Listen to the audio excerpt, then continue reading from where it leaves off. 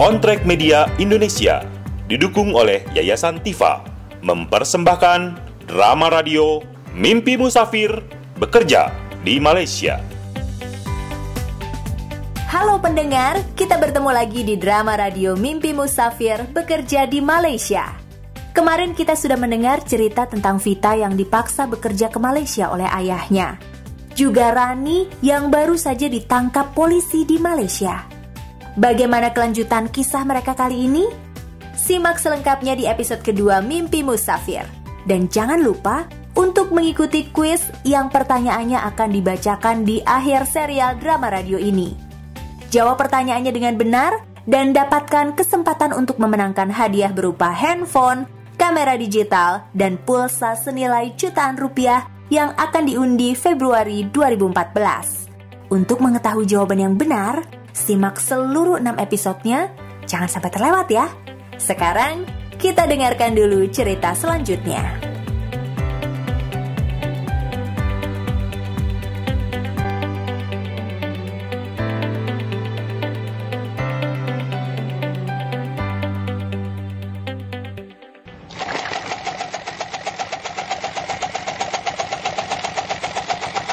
Put, tolong ambilin teh.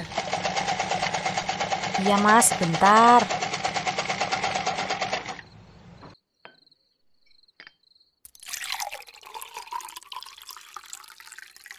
Ini mas minumnya. Terima kasih. Put, ada yang perlu aku omongin sama kamu. Anak kita udah tidur. Iya lagi tidur. Mau ngomong apa toh mas?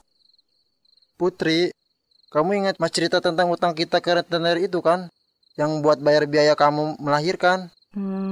Iya mas. Selama ini mas bilang udah bayar, tapi sebenarnya belum. Ya Allah, lah terus gimana mas? Itu kan bunganya nanti tambah gede. Kamu tahu kan Put, nyari kerja susah. Jadi selama ini uangnya yang nggak pernah ngumpul buat bayar utang. Maaf ya, aku nggak jujur sama kamu. Ya Tuhan, Mas Joko. Lah terus sekarang utangnya jadi berapa? Ya tambah besar Put. Aku cuma sanggup bayar bunganya saja. Utang kita udah hampir 8 juta sekarang. Mas udah dikejar-kejar sama rentenir. Ya ampun Mas Joko. Kita harus gimana ini? Put, aku perlu kamu bantuin aku kerja Put. Kerja apa toh Mas? Wong ijazah SD aja aku ndak punya. Apa-apa Put, nggak butuh ijazah kok. Aku kemarin ketemu Mas Haryo, mantan TKI sukses itu loh. Kakaknya itu kan agen di kota. Katanya lagi cari orang yang mau kerja di Malaysia.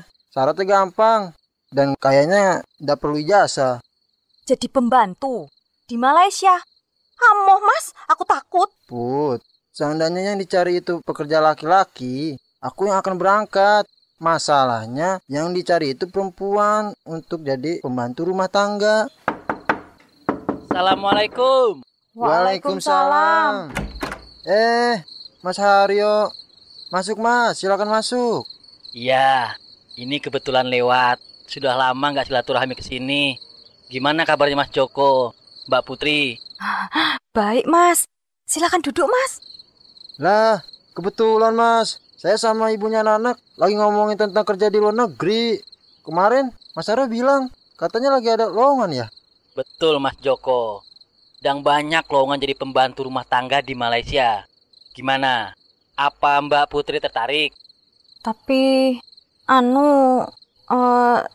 saya ini sekolah SD aja ndak lulus toh Mas Haryo. Alah, jangan khawatir Mbak Putri. Nggak perlu ijazah apa-apa. Kerjaannya gampang. Sama aja kayak kerja Mbak Putri sehari-hari di rumah. Nyapu, nyuci, masak. Nggak susah kan? Tapi bayarnya besar Mbak. Hampir 4 juta sebulan. Wah, Put. Besar sekali. Tuh, Put. 4 juta. Gitu ya. Tapi saya kan nggak bisa bahasa Malaysia. Bahasanya mirip sama bahasa Indonesia, Mbak. Jadi Mbak Putri nggak akan bingung. Orang-orangnya ya kayak kita.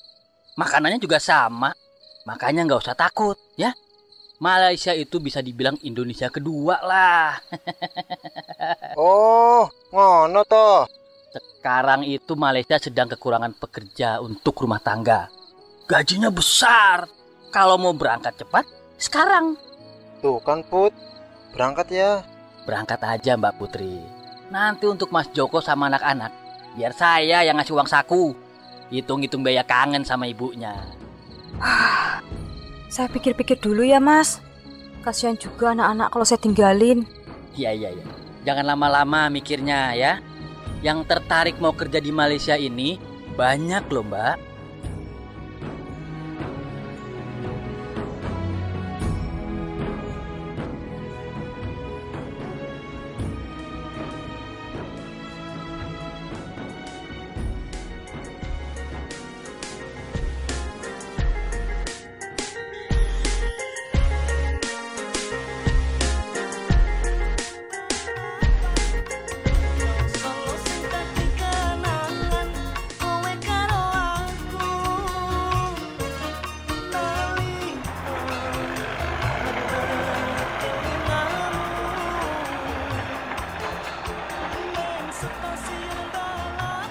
Nah, kita udah sampai nih Ratna.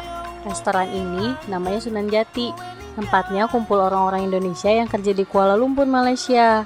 Wah, tempatnya bagus ya Kak? Iya, gampang kan nyari tempatnya. Jadi, kapan-kapan kamu bisa main kesini sendiri. Pokoknya kamu naik kereta ke Cokit, terus jalan ke arah pasar. Ya, kira-kira 50 meter lah dari pasar. Nah, di sini kamu juga bisa pesan makanan Indonesia. Ada banyak, pecel lele, pecel ayam, gado-gado, bakso, soto. Tapi jangan harap sambal di sini sepedas sambal Indonesia ya. Iya Kak, tempatnya ramai ya, banyak orang Indonesia. Iya, sebagian besar orang yang makan di sini kerja formal, Rat. Ada yang di pabrik, konstruksi, hotel. Makanya mereka bisa dapat libur sekali seminggu. Tapi kalau kerja yang di rumahan, boro-boro bisa libur. Keluar dari rumah aja susah. Maksudmu? Orang Indonesia yang kerja rumah nggak pernah datang ke sini? Kadang-kadang sih ada, 1 atau 2 orang lah. Tapi jarang, Rat. Biasanya yang punya waktu ya orang yang kerja formal. Kayak kita gini. Mereka kan biasanya dikurung di rumah majikannya. Jadi nggak bisa keluar. Makanya orang Indonesia kalau mau di sini mending kerja formal aja. Biar bisa jalan-jalan dan menikmati Malaysia. Halo Ika, bawa teman baru ya? Iya Mas Hendro, kenalin nih temanku Ratna. Dia udah lama kerja di sini, tapi nggak pernah kemana-mana. Dan sekarang kangen sama masakan Indonesia. Ratna, ini Mas Hendro loh, yang punya restoran ini. Wah, maksudmu itu tukang masak? Nah, ayo, mau pesan apa Mbak Ratna? Saya pecel lele nasinya setengah ya. 2 ya Mas Hendro. Kita bisa duduk di mana nih ya Mas? Penuh banget kayaknya hari ini. Wah, itu tuh deket Mas Gali aja. Dia sendirian kok. Oh, oke Mas. Ya jangan lupa ya nasinya setengah aja. Siap. Gali, apa kabar Gal? Ika, baik. Kamu piye kabare? Weh, ada teman baru nih. Kenalin dong. Alah, bisa aja kamu. Ini Ratna, teman kerjaku, cleaning service bareng sama aku. Nah Ratna, kenalin, ini Gali. Dia kerja di konstruksi. Lihat tuh badannya, keker banget kan? Hai, Gali. Ratna. Udah lama kerja di Malaysia, Mbak? Lumayan Mas, ini pertama kalinya saya kerja di luar negeri. Oh, seneng kerja di sini ya Mbak ya? Dulu sebenarnya pengen kerja di Indonesia aja, tapi susah nyari kerja di sana. Saya nggak lulus SMA soalnya, nggak ada biaya. Terus nyari info di Disnaker, waktu itu perusahaan outsourcing lagi nyari cleaning service, tukang bersih-bersih di mall. Persyaratannya gampang. Yang penting umurnya 18 tahun dan lulus ujian. Ujiannya juga cuman baca, tulis, dan berhitung. Jadi Mbak Ratna udah 18 tahun. Masa sih? Kok nggak kelihatan? Iya Mas Gali, saya udah 20 tahun tahu. Nggak berani saya masukin umur. Ya bagus. Kalau mulai kerja aja udah bohong, malah jadi repot nantinya. Bener tuh Pak. Mas Gali sendiri gimana ceritanya bisa kerja di konstruksi? Ya mirip-mirip sama Mbak Ratna lah. susah nyari kerja di kampung. Terus teman saya jadi mandor di sini. Saya ditawari, ya ikut aja.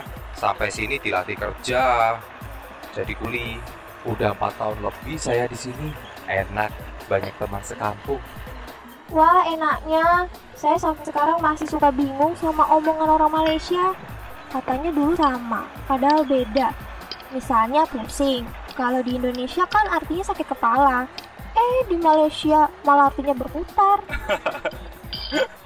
Saya juga harus nyesuaiin kuping waktu minggu-minggu pertama. Susah buat ngerti apa omongan bos saya. Yang lebih parah, kalau orang Cina atau orang India yang ngomong, logatnya lebih aneh lagi.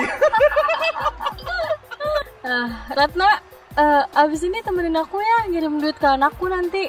Iya, aku juga mau transfer ke rumah. Anaknya udah berapa Mbak Ratna? Orang tua, Mas. Saya belum punya anak, masih jomblo. Oh, alhamdulillah. Berita bagus buat saya. Aduh, Gali. Udah deh, jangan ngegodain terus ah. Dasar kayak bocap jempol. Waduh. Kalian sudah akrab loh. Ini pesanannya Mbak Ratna. Ini pesanannya Mbak Ika. Ya, makasih Mas Hendro. Terima kasih, Mas. Ya, silakan.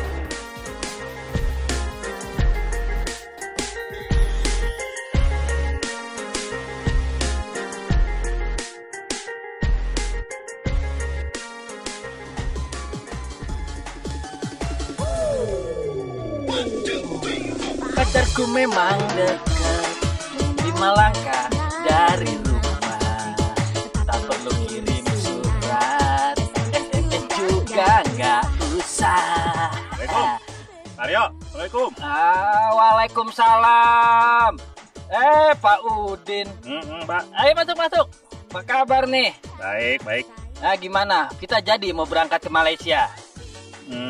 Sudah saya bujuk anaknya Pak Aryo. Tapi ya namanya anak zaman sekarang, ya malah ngajarin orang tua. Katanya bahaya lah, dia masih belum cukup umur lah. Saya kira kalau lihat kondisi adiknya, dia akan luluh. Oke, pokoknya Pak Udin bujuk aja terus sampai Vita mau, ya? Iya Pak, beres. Pak, ngomong-ngomong, apa benar ya soal batasan umur itu?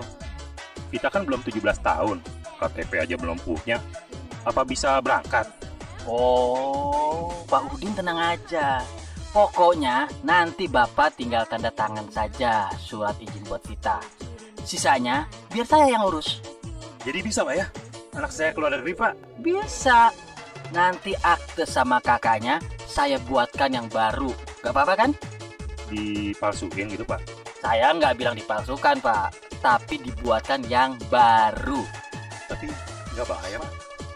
Aman. Anak saya kan nggak akan ditangkap polisi kan Pak? Tenang.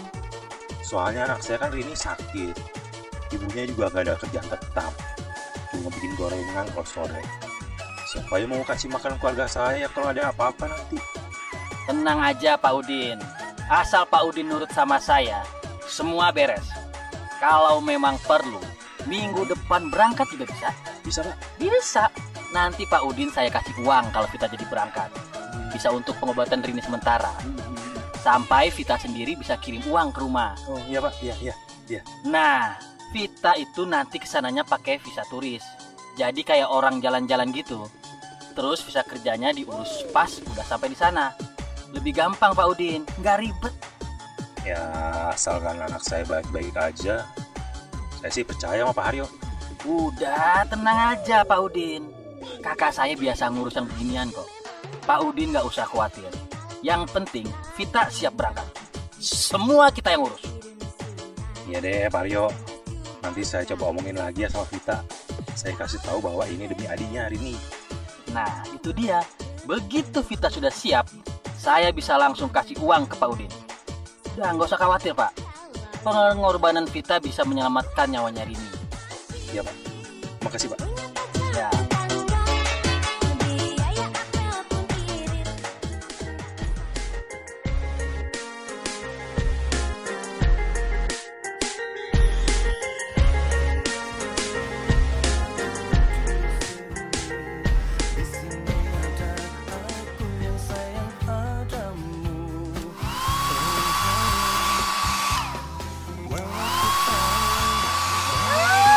percaya deh sama Agika. Begitu mantan Mbak ngeliat rambut ini, langsung dia kelepak-kelepak minta balik. Dan kalau udah gitu, Mbak harus nolak. Ingat ya, Say, perempuan itu harus punya sikap, ya? Sikap. Dan rambut baru. Itu yang paling penting. Iya, terserah deh Mbak Susan. Makasih ya. Sama-sama, Cinta. Dah, datang lagi ya. Oke deh. Dah. Putri sayang, sini dong. Ada kerjaan nih buat kamu. Iya Mbak Susan. Apa yang bisa saya bantu? Mbak Putri masih sering ngumpulin rambut kan buat dijual ke pabrik wig? Iya, masih Mbak Susan. Kenapa? Aku baru aja potong rambut orang. Mbak Putri bisa ambil semuanya tuh. Wah, ini rambutnya banyak sekali. Makasih ya Mbak Susan. Ini benar-benar bisa bantu saya. Saya lagi butuh uang soalnya. Sama-sama, Cinta. Mbak Putri butuh uang berapa sih? Ada masalah keluarga? Ada yang bisa saya bantu nggak, Mbak? Mbak Sinta. Enggak, dengar Mbak Sinta datang saya. Itu suami saya. Katanya dia habis pinjam uang dari rentenir untuk bayar biaya operasi saya. Waktu melahirkan tahun lalu, Mbak. Tapi utangnya itu makin lama kok makin besar. Terus sekarang itu Mas Joko udah dikejar-kejar sama penagih hutang, Mbak. Rentenir? Astaga, naga raksasa. Mereka itu bahaya loh, Mbak Putri. Astagfirullah. Suami Mbak Putri hutang berapa sama mereka? Sekarang udah 8 juta, Mbak. Ditambah bunga. Ya ampun, itu besar sekali utangnya, Mbak. Udah deh, Mbak Putri pinjam uang saya aja ya. Tapi saya cuma punya uang 2 juta. Pakai aja, nggak usah pakai bunga. Dan Mbak Putri bisa ngelunasin kapan aja kalau Mbak Putri sudah punya uang. Jangan Mbak Sinta. Nanti saya nggak bisa. Saya soalnya masih ada hutang, Mbak, waktu anak saya sakit. Lagi pula saya malah mau ngikutin jejak Mbak Sinta kerja di luar negeri. Oh ya? Rencananya mau kemana, Mbak Putri? Kayaknya ke Malaysia, Mbak. Ikut sama agen yang mana, Mbak? Jangan lupa dicek loh, agennya bener atau enggak. Takutnya nanti mereka nggak bener, Mbak Putri yang rugi. Orang tetangga sendiri kok, Mbak. Masa sih monyet jahat sama tetangga sendiri? Mbak Putri, hari gini segala sesuatu nggak ada yang pasti. Mendingan Mbak Putri cek dulu ke BNP 2 TKI atau ke Disnaker. Bener atau enggak agen itu? Ada izinnya enggak? Kalau ada, cari tahu reputasinya. Bagus apa enggak? Aduh, kok repot banget ya, Mbak? Saya serahin aja lah sama suami saya. Wong dia yang kenal kok. Dia kenal baik sama yang ngajak saya ke Malaysia. Siapa nama sponsornya, Mbak? Itu loh, Mas Haryo. Oh, Mas Haryo. Saya tahu itu, tapi Mbak Putri, kalau boleh saya sarankan, dicek lagi semuanya ya. Nama agen, terus kontraknya, nanti kerja sebagai apa, di mana, siapa majikannya. Pokoknya semua harus lengkap, Mbak, informasinya. Iya, tapi masa sih, Mbak, tetangga sendiri kok tega nipu? Kan kita nggak pernah tahu, Mbak.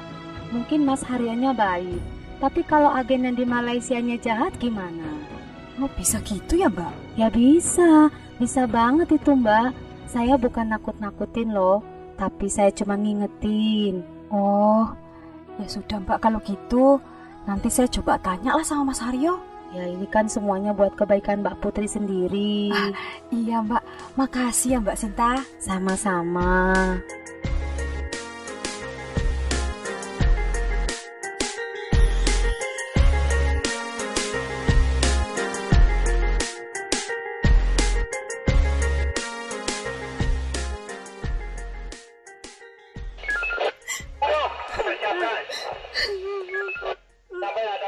Siapa nih? Satu lagi Indon Haram. Iya, Tuan. Indon Haram yang dilaporkan bosnya karena mencuri dan melarikan diri. Dia ditangkap bekerja di restoran Cina tanpa dokumen sah. Hei, siapa nama you? Rani. Rani? Oh, jadi you Rani binti Ahmad? You dari Indonesia bukan? Iya, Tuan. You dilaporkan oleh bos Puan Megawati di Kilang Jaya karena pencurian dan melarikan diri. Apa? Tapi saya nggak mencuri apa-apa, Tuan. Saya nggak salah. Kalau you tak salah, kenapa melarikan diri? Itu karena Nyonya selalu mukul saya, teriak-teriak sama saya, dan nggak pernah ngasih makanan yang cukup. Saya juga nggak dibayar berbulan-bulan. Ai masih tak boleh percaya nih. Kalau majikan derawak, awak harus laporkan majikan ke pihak polis. Bukan lari dan kerja ilegal. Atau you boleh minta tolong ke embassy KBRI. Saya takut mau lapor ke polis Malaysia, Tuan. Saya takut Tuan nggak percaya sama saya. Terus saya dikembalikan ke majikan. Saya nggak tahu KBRI di mana. Itu salah you sendiri, Rani. Semua Indon cakap sama. Tapi kalian bekerja haram atau pencuri. Tapi saya nggak bohong, Tuan. Sudah, kami nak proses kes awak nanti. You kami tahan karena tak ada permit kerja. Bawa dia. Ikut saya sekarang. Jangan Tuan. Saya nggak mau masuk penjara. Tolong Tuan polisi. Tuan harus percaya sama saya. Saya nggak bersalah. Awak akan tinggal di sini bersama tahanan-tahanan lainnya. Tuan, tolong jangan penjarakan saya. Saya tak percaya. Berhenti menangis. Sudah. Awak besok pagi harus bangun subuh. Tak boleh terlambat. Tunggu. Tolong Tuan.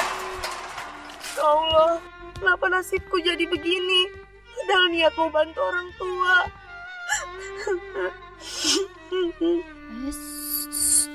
Jangan nangis. Kamu siapa? Saya Rani. Rani, saya Ainun. Dan ini Mas. Sini, duduk sama kita. Udah, jangan nangis lagi. Udah, nggak apa-apa. Kamu kenapa bisa masuk sini, Rani? Aku lari dari majikan karena jahat dan gak bayar gaji. Tapi aku gak lapor. Terus keduluan dilaporkan sama majikan. Aku dituduh mencuri dan melarikan diri. Padahal aku gak pernah nyuri. Dia penjahatnya, aku yang dipenjara. Aduh, iya. Aku ngerti perasaan kamu, Ran. Agen saya dulu juga orangnya jahat-jahat. Saya dilempar-lempar dari agen yang satu ke yang lainnya. Gak jelas. Pertama, dikasih ke majikan yang galak. Terus aku kabur. Sama agen dikasih ke agen yang lain. Nah, sama agen yang kedua itu, aku disuruh kerja bulanan. Sebulan sama yang ini, sebulan sama yang itu. Dan yang terakhir, aku disuruh kerja di rumah orang yang punya anjing. Aku disuruh melihara anjingnya. Nggak kuat aku, Ran. Ampun, agen-agenmu sama aja jahatnya sama majikanku. Lah iya, makanya aku kabur. Terus malah ditangkap polisi. Kenapa ya nasib kita begini? Harus masuk penjara karena orang-orang itu. Iya, Rani. Aku mimpi buruk terus sejak masuk sini. Tadi malam aja mimpi di kapal. Stres aku kalau ingat waktu di kapal. Memangnya kamu kesininya naik kapal nih, Mas? Nggak naik pesawat? Enggak, aku kan dari Lampung, dibawa ke Batam, terus ke Tanjung Pinang. Dari situ baru nyebrang ke sini. Ber-15 naik kapal itu kalau aku nggak salah ingat. Mabok banget aku waktu itu, Ran. Kapalnya kena ombak sana-sini. Pusing. Terus kenapa kamu bisa sampai ke sini? Itulah dia, teman-temanku yang sebelum kita sampai ke Malaysia dengan selamat. Tapi giliran kami, polisi udah siap-siap nunggu di pantai. Jadi begitu kita turun dari kapal, mereka udah langsung rekap kita. Ya ampun, kasihan sekali kamu nih, Mas. Ya, beginilah nasib kita, Ran. Terlalu gampang percaya sama orang. Coba aku tahu kalau bakalan kayak begini. Nggak bakalan deh percaya sama caloku. Aku juga. Seandainya aku tahu kalau agenku ternyata nggak baik. Sudah pukul 9 petang sekarang. Matikan lampu. Jangan sampai saya tengok ada yang masih terjaga. Ya Allah ya Robi. Semoga masalah ini bisa cepat selesai. Rani cuma mau pulang ke kampung dan ketemu keluarga lagi. Nggak mau terjebak di penjara ini terus.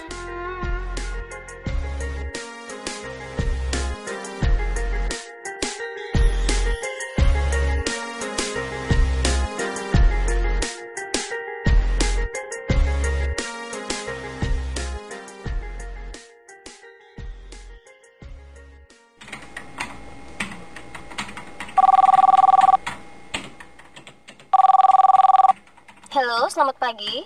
Selamat pagi. Maaf, ini benar dengan Tenaga Nita, LSM yang biasa membantu pekerja perempuan yang ada masalah. Saya dapat nomor ini dari artikel di Akbar. Iya betul, ini Tenaga Nita. Apa yang boleh saya bantu? Boleh tahu dengan siapa cakap? Nama saya Yusmar. Saya perlu pertolongan awak. Macam mana kami boleh membantu awak? Begini kakak, saya tinggal di Petaling Jaya. Pagi ini saya menerima nota yang diremas-remas yang dilempar dari rumah jiran. Nota itu ditulis pembantu rumah mereka. Nota apa tuh, Puan?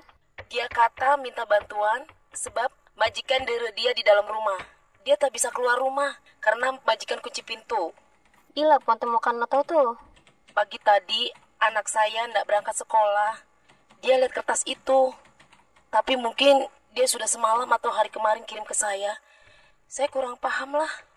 Ada tak ibu pernah dengar bunyi mencurigakan dari rumah sebelah sebelum ini? Iya kakak, itu benar. Kalau siang saya ada di rumah, ada sekali saya pernah dengar suara perempuan tuh menangis kuat. Lalu ada suara piring pecah. Saya juga pernah dengar ada yang bercakap dengan marah. Siang hari rumah kami kosong. Jadi mungkin tak dengar semua penderaan yang terjadi. Kalau tengok suratnya, sepertinya masih banyak kejadian lainnya. Oke, boleh bagi tahu alamat rumah Puan? Iya, tapi Tenaga Nita dapat membantu betul. Saya kasihankan budak perempuan itu. Macam apa nasibnya kalau tadi bantu? Tak payah risau. Adakah Puan punya dugaan di mana gadis itu disimpan? Iya. Puan boleh mencari tahu dengan pasti gadis itu disimpan di mana? Iya, saya rasa bisa. Sebelum kami minta pihak polis untuk membantu, kami perlu bukti, Puan. Tolong Puan bantu kami pastikan gadis itu di mana. Lalu kami carikan cara untuk bercakap dengan dia. Kalau dia bisa keluar dari rumah itu, kita akan tunggu di luar dan kita selamatkan.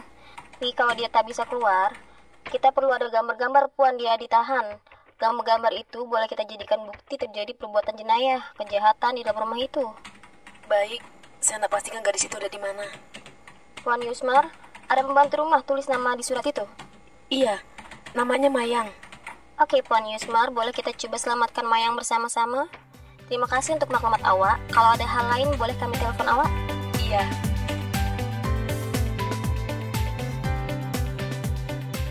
Akankah Tenaga Nita berhasil menyelamatkan Mayang?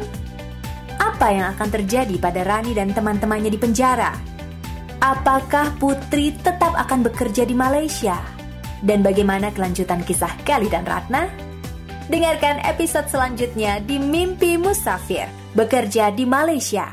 Dan dapatkan kesempatan untuk memenangkan hadiah-hadiah menarik dengan mengikuti kuis di akhir serial drama radio ini.